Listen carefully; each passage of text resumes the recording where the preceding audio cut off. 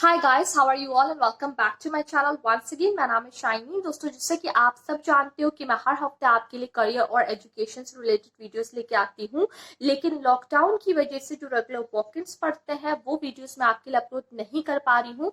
Still मैं अपनी तरफ से पूरी कोशिश कर रही हूँ कि इस टाइम पीरियड में कुछ ऐसे प्रोडक्टिव वीडियोस मैं आपके लिए जरूर से अपलोड कर दूँ, ताकि आप इस टाइम को यूटिलाइज कर पाओ।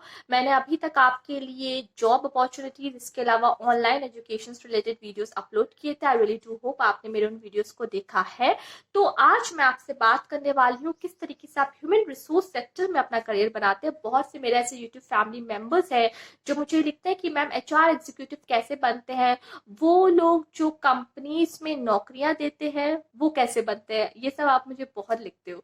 ठीक है, तो आज मैं आपके इन्हीं सारे सवालों के जवाब दूंगी। इसके अलावा मैनेजमेंट और टेक्निकल सेक्टर में किस तरीके से हम किसी भी पोजीशन को अप्रोच करते हैं और किस तरीके से हम इनकी जॉब अपॉर्चुनिटीज के लिए अप्लाई करते हैं, सब कुछ आने वाले टाइम में मैं आपके लिए वीडियोस अपलोड करूंगी। आज आप पहली बार मेरे चैनल पे आए हो तो तुरंत आप मेरे चैनल को सब्सक्राइब करिए और इसके अलावा उस बेल आइकन को भी जरूर प्रेस करिए, ताकि कुछ ऐसी प्रोडक्टिव करियर और एजुकेशन रिलेटेड वीडियोस की नोटिफिकेशन आपके मोबाइल फोन्स पे आपको मिलती रहे। ठीक, तो आज एचआर करियर इन इंडिया सबसे पहला टॉपिक जो मैं आपके लिए कवर करूंगी, that is the eligibility criteria.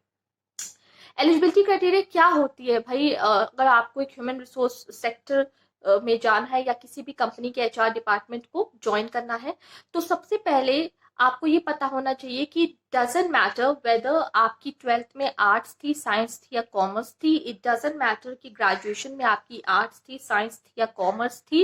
What really matters is masters आपने किस सब्जेक्ट में किया है। अगर आपको एचआर में जाना है तो एमबीए आपका होना चाहिए with specialisation in human resource management. MA या फिर एमएससी इन एचआर की रेगुलर फुल टाइम डिग्री आपके पास होनी चाहिए।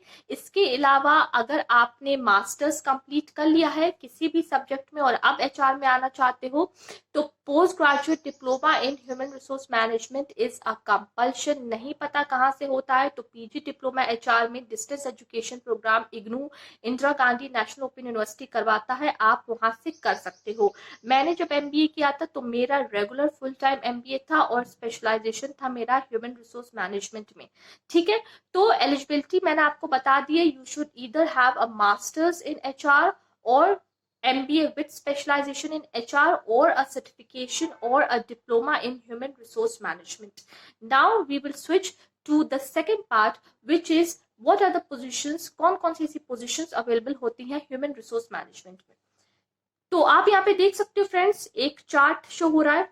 ओके, एक डायग्राम आप कह सकते हो। ये बहुत ज्यादा आसान लगेगा आपको समझने में कि एचआर में सिर्फ एचआर एग्जीक्यूटिव के अलावा भी कौन कौन सी पोजीशंस अवेलेबल होती हैं। तो आप नीचे से देखो, डाउन से देखो। सबसे पहले आपका होता है HR admin, intern slash trainee. HR trainee होता है कंपनी में, वो आप 2 से 4 या 6 महीने की एचआर में इंटर्नशिप करते हो। जो भी फ्रेंड्स एचआर का इंटर्न होता है वो तभी रिक्रूट होता है जब वो किसी भी कंपनी को ज्वाइन करता है ड्यूरिंग हिज और हर मास्टर्स। जैसे कि अगर मैं एमबीए कर रही हूँ तो मैं अपने सेकेंड ईयर में किसी भी कंपनी में एचआर की इंटर्नशिप करूंगी।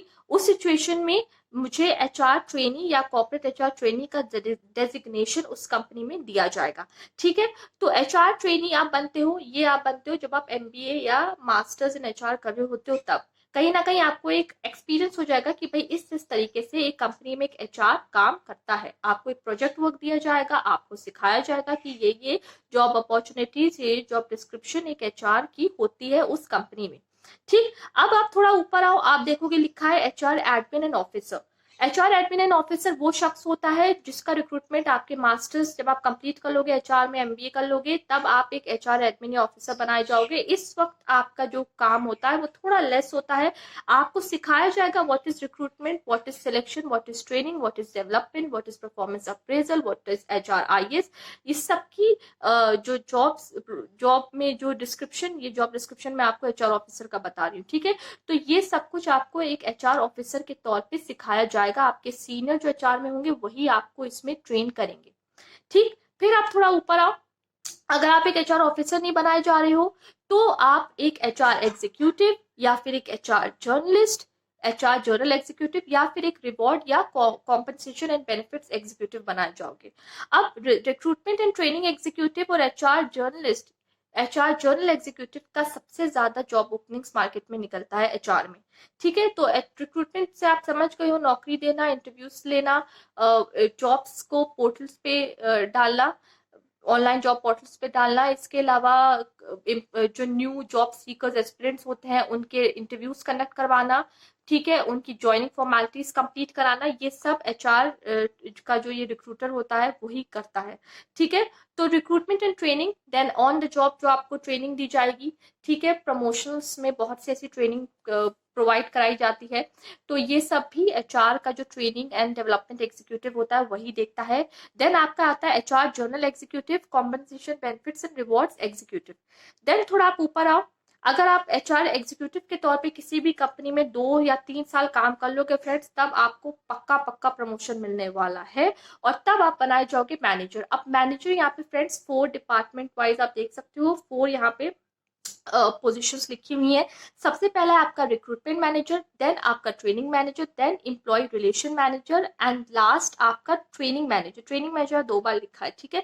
तो रिक्रूटमेंट मैनेजर, ट्रेनिंग मैनेजर और एम्प्लॉय रिलेशंस मैनेजर, इन तीनों में से कोई एक पोजीशन आपको दी जाएगी। इसमें थोड़ा आपका काम करने का तरीका, काम समझने का तरीका, थोड़ा लेवल यहाँ पे बढ़ जाता है, बट काम आपका वही सेम रहेगा, रिक्रूटमेंट करना, ट्रेनिंग देना, देन कंपनी में जब ज्वाइनिंग होती है किसी भी एम्प्लॉय की फॉर्मेलिटीज को कंप्लीट कराना, अंटिल वो बंदा या इंसान जब तक कंपनी छोड़ेगा नहीं, रेजिग्नेशन नहीं देगा, जब तक रिटायर नहीं होगा, उसका सैलरी, पेंशन सब कुछ HR देखता है।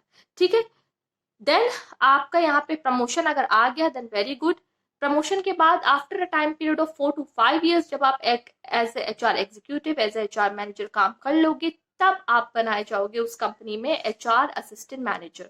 अब HR असिस्टेंट मैनेजर के नाम से ही आप समझ गए होंगे कि एक असिस्टेंट मैनेजर का यहाँ पे रोल होता है कि वो रिक्रूटमेंट करता है, ट्रेनिंग करता है एम्प्लॉयज के, जो विद इन द कंपनी जो भी उसको कोई भी पर्सनल या प्रोफेशनल ग्रोथ में कोई प्रॉब्लम आती है, अगर उसे अपनी प्रमोशंस रिलेटेड बात करनी है, उसको अपने ट्रांसफर से रिलेटेड बात करनी है, उसको अपनी सैलरी, अटेंडेंस, परफॉर्मेंस अप्रेजल, सब कुछ असिस्टेंट मैनेजर ही देखता है। ठीक है, देन हम यहाँ पे बात करते हैं HR असिस्टेंट मैनेजर के बाद, देन आपका आता है HR मैनेजर या फिर ऑर्गेनाइजेशनल डेवलपमेंट मैनेजर। आज के टाइम पीरियड में, पहले जो ट्रेडिशनल HR था तब हम इसको कहते थे पर्सोनल मैनेजमेंट, बट अब हम इसे ह्यूमन रिसोर्स मैनेजमेंट कहते हैं।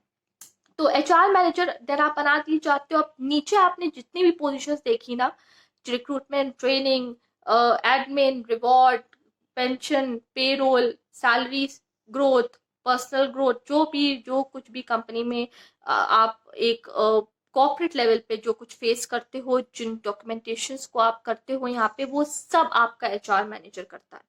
ठीक है, HR आपका भी सीनियर, एक HR एग्जीक्यूटिव का सीनियर उसका HR मैनेजर होगा। अगर HR एग्जीक्यूटिव को कोई प्रॉब्लम आ रही है तो अपने HR मैनेजर तक जाएगा। कोई एम्प्लॉय को दिक्कत आ रही है तो वो HR एग्जीक्यूटिव उस एम्प्लॉय की उस प्रॉब्लम को लेके, उसकी उस बात को लेके, चाहे वो उसके प्रमोशन, ट्रेनिंग या transfer, resignation, pension, resignation related तो वो सारी बातें वो लेके HR मैनेजर के पास ही जाता है।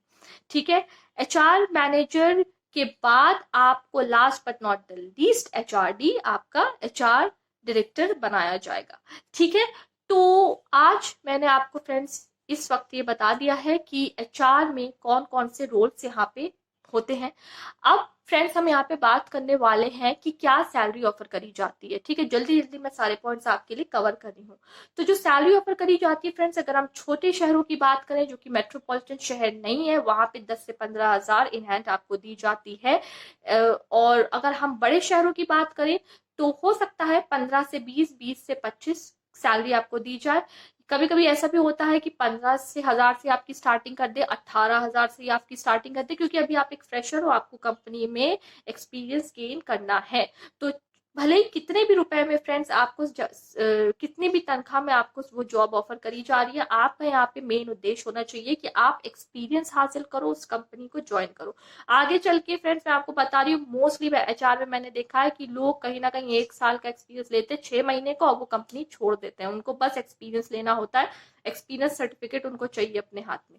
ठीक है, तो ये मैंने आपको फ्रेंड सैलरी बता दी है। HR ट्रेनीज इंटर्न्स की अगर मैं बात करूँ तो जो ऑन पेड इंटर्नशिप्स होती है उसमें 5 से 6 हज़ार रुपए दिए जाते हैं। ठीक है, ये मैं आपको छोटे शहरों का बता रही हूँ। बड़े शहरों में हो सकता है 10 से 15 हज़ार 12 हज़ार दिए जाए। तो अब हम यहाँ पे बात करते हैं कि किस तरीके से आप इनकी जॉब्स को अप्रोच करते हो। आपने देखा होगा बहुत सी ऐसी जॉब पोर्टल्स हैं, Naukri.com और Indeed.com और फ्रेशर्स वर्ल्ड, ये 3 वेबसाइट्स हैं जिन पे मैं पूरा पूरा रिलाय करती हूँ। तो Naukri.com और Indeed.com और फ्रेशर्स वर्ल्ड, इन वेबसाइट्स को ओपन करो। बहुत से आपको HR की अपॉर्चुनिटीज मिलेंगी, बट जरूर से एक बात का ध्यान रखिएगा कि कुछ कंसल्टेंसीज होती हैं HR की जो ये लिख देंगी कि हाँ urgent opening of HR recruiter, but वो जो रिक्रूटमेंट्स वो करते हैं वो अपनी कंपनी के लिए नहीं बट किसी थर्ड पार्टी के लिए करते हैं। तो वो करेंगे क्या, आपको अप्रोच करेंगे, दे विल आस्क यू कि आप इतना इतना फलाना रुपया या इतना पैसा आप डिपॉजिट करो, हम आपकी इस कंपनी में जॉब के लिए इंटरव्यूज कंडक्ट शेड्यूल करवाएंगे। इसके बाद करते हैं क्या है वो कि या तो उसी वक्त आपसे कहेंगे कि इतना कुछ अमाउंट डिपॉजिट कर दो, या फिर जो आपकी जॉब लग जाएगी तो जो आपकी 1 महीने की सैलरी होगी या 2 महीने की सैलरी होगी उसमें से वो कुछ पर्टिकुलर अमाउंट डिडक्ट कर लेंगे।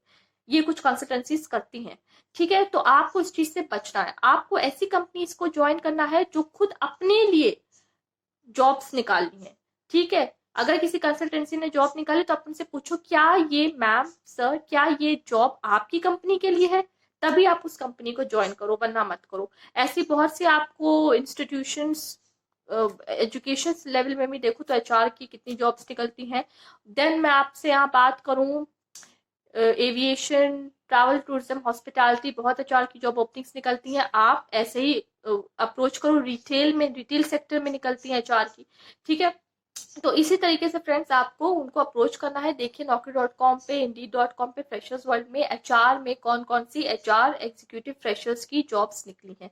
तो ऐसे आप कुछ HR की जॉब्स को अप्रोच कर सकते हो, और एक बार जब आप उस कंपनी में लग जाओगे तो आपके पास 555 वेज आपके सामने खुल जाएंगे कि किस तरीके से आपको आगे चल के किसी और कंपनी में HR के लिए अप्लाई करना है, अपने प्रमोशन के लिए, अपने ग्रोथ के लिए आगे बढ़ना है, अपॉर्चुनिटीज हासिल करनी है। ठीक, तो आज फ्रेंड्स मैंने आपको बताया कि किस तरीके से ह्यूमन रिसोर्स सेक्टर में इंडिया में आप अपना करियर बना सकते हैं। अगर आपके पास इस जॉब से रिलेटेड, इस करियर से रिलेटेड कोई भी क्वेश्चन है, कमेंट है, क्वेरीज है, बेझिझक आप मेरे वीडियो के नीचे लिखिए। मैं अपनी तरफ से पूरी कोशिश करूंगी कि with in the next period of 24 hours आपके सारे सवालों के जवाब दे पाऊं। आने वाले टाइम में मैनेजमेंट और टेक्निकल फील्ड में किस तरीके से हम जॉब ओपनिंग्स, जॉब पोजीशंस के लिए अप्लाई करते हैं, कौन कौन सी जॉब्स होती हैं और कैसे हम उनको अप्रोच करते हैं, सब कुछ आने वाले टाइम में मैं आपको अपने चैनल के माध्यम से जरूर से बताऊंगी। तो चलिए फ्रेंड्स, अपने इस वीडियो को मैं यहाँ पे जल्दी से रैप अप करती हूँ। और it's quarantine, you have to fight, we have to fight COVID-19। Bye and take care.